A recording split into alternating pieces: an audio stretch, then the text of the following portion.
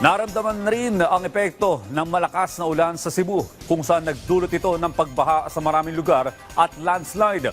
Ang detalye sa report ni Jessie Atienza ng PTV Cebu.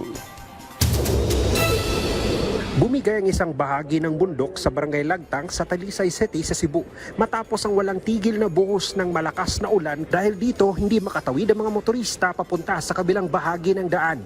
Makikita sa video na tila tinangay ang ilang kagamitan ng maputik na tubig mula sa itaas na bahagi ng bundok.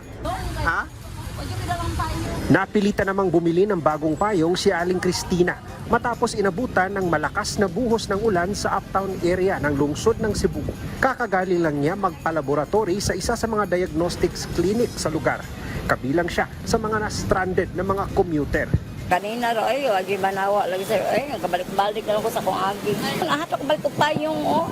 Ani palit kaning payong? Ipalit payong. Yan, ato pag yung Robinson ganina, balik ako payong. Andito ako ngayon sa bahagi ng Osmeña Boulevard at ng kahabaan ng J. Llorente Street kung saan nakararanas ito sa ngayon ang pagtaas ng level ng tubig sa kalsada. Bugso ng malakas na pag-ulan na nagsimula pasado alas 2. May mga nakita tayo mga tauhan ng Capitol Fire Brigade na tumutulong sa mga motorista at mga pedestrian sa pagtawid ng kalsada. At nakikita nyo medyo mataas na yung level ng tubig. At may mga kababayan din tayong hirap sa pagtawid ng mga kalsada kaya stranded sila muna sa ngayon.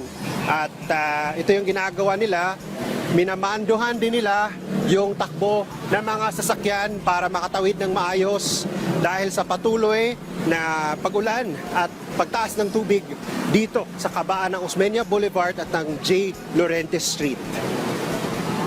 Ni taas gyud ato ang tubig, so ang atong gibuhat diri sir is atong uban atong mga motorista like motorcycles and light vehicles atong gi detour or reroute ato taagi sa Picas area pa going to Capitol para dili sila malubog sa katong mga tagas-tagas nga mga vehicles sir atong gi-advisean nga magpatunga lang sila kay diri man sa gutter area ang ato ang nang baha gyud kaayo.